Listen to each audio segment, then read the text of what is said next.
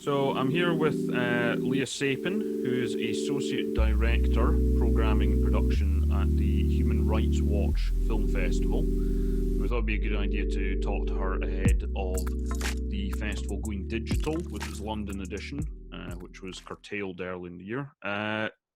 LEAH, where do you find yourself at the moment and how are you getting on? I'm actually in Cape Town, South Africa, which is not where I live or have. I spent 3 months here 7 years ago. That's the closest I know it. It's a very hard lockdown here, but you know, it means I have lots of time to watch films and do Zoom calls. That's the silver lining. I was wondering, could you tell us just a little bit about the festival's history to get started? Because it's associated with Human Rights Watch, who are an organisation who look at human rights issues, funnily enough, the world over. What role does the film festival play within that organisation? How did it come about? So we've been actually going for 31 years in New York. Was our 24th edition in London, and we've been part of the organization in the sense that we're using a lot of the tools and resources, the expertise of our researchers, but we are curating films externally, so none of these are made by Human Rights Watch employees, or we're operating like a film festival that gives the opportunity for the members of the public to engage with the human rights issues beyond just the film. So we see our festival as, yes, there are these screenings, but they're part of events. So we have this around 30 minutes after each screen to really deep into the topics. So yeah, we've been a complementary arm of Human Rights Watch in that sense, that we can bring in the work that's already being done and often not getting enough press, remote corners of the world, or issues that journalists aren't particularly touching right now. And we really bring them to the fore with a different way of communicating and interacting with information, really. And I was wondering, how was the decision made, and what was the process about transitioning to doing it fully online? Certainly for the London one, because certainly on the basis of what you've said there, and from what I can see about the program that's planned, audience participation and Q&As and being actually to be able to engage with the issues that the films bring up is so important. So how did the team go about trying to recreate that as best as possible in this kind of digital online environment? Yeah, I mean, as everyone knows, it's so much of an unknown right now. I think the film industry has been impacted in the sense that no one is going to the films, no one is going, engaging with other people, having dialogue in person, being able to really see this as a group experience, which is what we love about the festival and what we're excited. I mean, we work with the Barbican, Regent Street Cinema, and Curzon. We're going to be at Curzon Soho, and they're incredible partners. You know, we each bring our audiences there. We're trying to reach people who've been directly impacted by the issue, or maybe people that know about Human Rights Watch, maybe people that know about the film, and then the cinemas are really able to bring cinema-going audiences who just love good films. So it's a really beautiful room that we have together. So it's a real shame to lose that this year, and we, you know, look forward to bringing that back next year. But for this year, we had these amazing films, these amazing filmmakers. We had panels already set. I mean, we literally closed the festival. I think we announced it the day after opening night. So we had our opening night. This was like the worst time in terms of March. I mean, no one had any idea what was going on. No businesses had closed, or events had really cancelled, besides I think the London Book Fair at that point. So we had a lot of this work that we didn't want to go to waste, and actually this opportunity with Curzon Home Cinemas meant that these films could be seen beyond just the London metropolitan area. I mean, this is viewable across the UK and Ireland, and we are still doing a Q&A for each film, actually. So we have, which can extend longer than 30 minutes. And so we just hosted one very recently for a film called Crip Camp that's on Netflix that you should all go see, or sit and see. And it really offers that space when people are in the comfort of their own home to see this conversation unfold, but also interact. So we do dedicate quite a large portion of that Q&A to audience questions that we're collecting from the chat. So there's still that dialogue going on. And then we're posting the videos online for people to further engage. So we're really hoping that actually this will reach more people. And accessibility wise, I mean, I think if you, we're often trying to think about how audiences with disabilities might be able to engage with our films and conversations. And we're hoping again that if we're able to bring this to people's homes, this might offer new ways to engage with these titles. Yeah, it's something I've been wondering.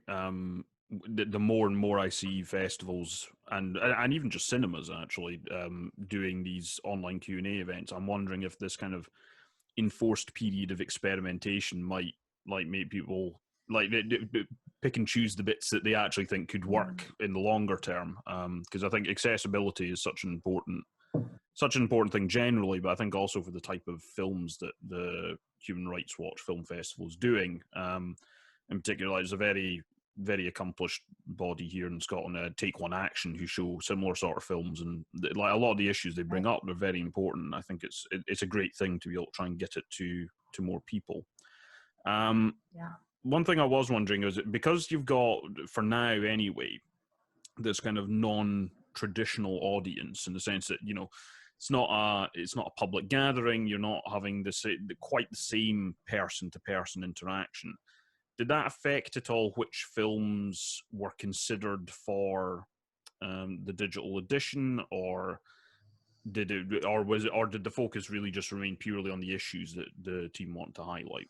Yeah, so we're the same titles that we were going to show in our London edition. There's a few titles that we didn't include, and that's, I mean, I'm amazed that we were able to work with so many titles and build a kind of mutually beneficial for our audiences and for the filmmakers situation. So because all of this is being semi-created at the point of, you know, idea, at this point, at the point of inception, I'm very impressed with all of our filmmakers, the film teams, Curzon Home Cinema, our partners, Barbican and Regent Street. I mean, everyone just kind of operated within such a small time frame to build what is extremely difficult for filmmakers to know navigate the ins and outs of rights. You know, so there's how having your film online might impact your chances of being at another festival or having a broadcast deal. So we had to work out a lot of those question marks. And unfortunately, because we had such a small time frame, we weren't able to do that with every film. But I mean, out of 13 films, we have 9. One of them was already a Netflix film that was available on. So it's really about, you know, I think proportionally good chunk of our program. So yeah, it definitely wasn't picking and choosing like which ones would suit this model more. So with each of the Q&As, we have, you know, we've already built those relationships with the people who are on the panel, but we're going to do kind of chats beforehand, really share materials and offer this mutual points of interaction essentially for folks. But we can always take those conversations continued afterwards if people send questions via Twitter or Instagram or Facebook, where we'll be streaming as well.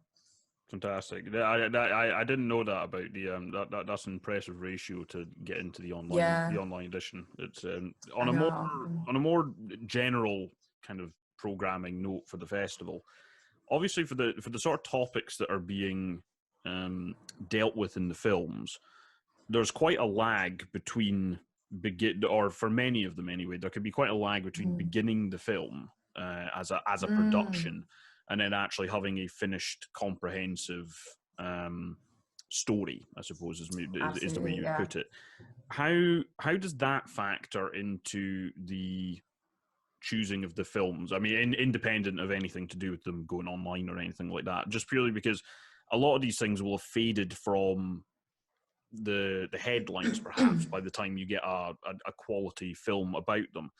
Is it done purely just on the basis of the quality of the film, or do you also try and look for topics that have maybe faded from the public consciousness to say, look, this is still an issue, and here's a wonderful piece of storytelling that shows you why? So I'm just wondering about, because obviously, there must be a huge amount of human rights issues cropping up right now, like at the minute we're speaking. But in terms of documentary film that will display that, it might not show up for 2, 3, maybe even longer number of years. So how does that lag play into the selection process? Yeah, it's a really good question, because I think it's such a difficult task to ask filmmakers to make, just like kind of rapid response documentary films that will be engaging, entertaining, and informative, that are over 60 minutes, which is usually what we show, kind of feature length films. So but the sad thing is that a lot of the information, the lessons learned, the messages are last quite long. They still have impact on a society or a group of people today. So it might cover an event. I'm just thinking of Radio Silence, the film about a Mexican journalist, a female journalist who's, it covers, I think in 2015, there's a scandal, and then continues a couple of years afterwards. But even right now, the issues that she's dealing with, the shutdown of independent press, the attacks on people who speak out against different governments. It can be external to Mexico, where people find relevancy and that we're able to bring out in those Q&As. So you actually end up with, so we are looking for films, yes, that touch on an issue that is pertinent, it's extremely important right now, even if it's not in the headlines. But it might be that it's the long tail of those issues that really, really have relevance. So sorry, that's a long answer, but I think it is a combination. Really, they have to be good films. I mean, we watch them with an eye of what our audience is going to respond to, as well as what we think is important. They're theatrical, festival-ready films, which is what's also pretty exciting about the festival, is that always kind of new films that are just coming out on the circuit, and that film reviewers also want to take a look at, and film lovers also want to see. So it's not just sectioned off to people who are passionate about human rights.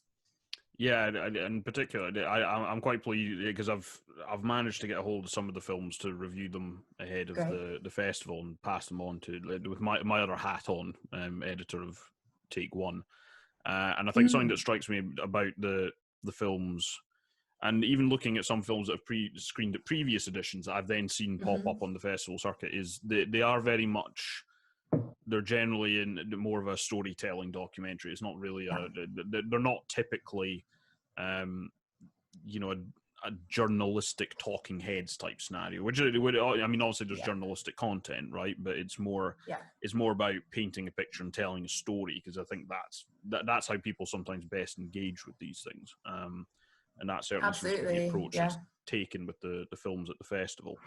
I suppose, what does beyond this year, what does the situation look like? Because obviously this is very upended, and you've done a fantastic job of getting as many of the films as possible into this digital edition. Will you look at trying to do partner screenings for the other ones? Will this... I'm not going to say will this return to normal, because obviously I don't think either of us can answer that question, right? But more, do you think you will be approaching how you put on the festival and the preparations for it quite differently next year, I suppose?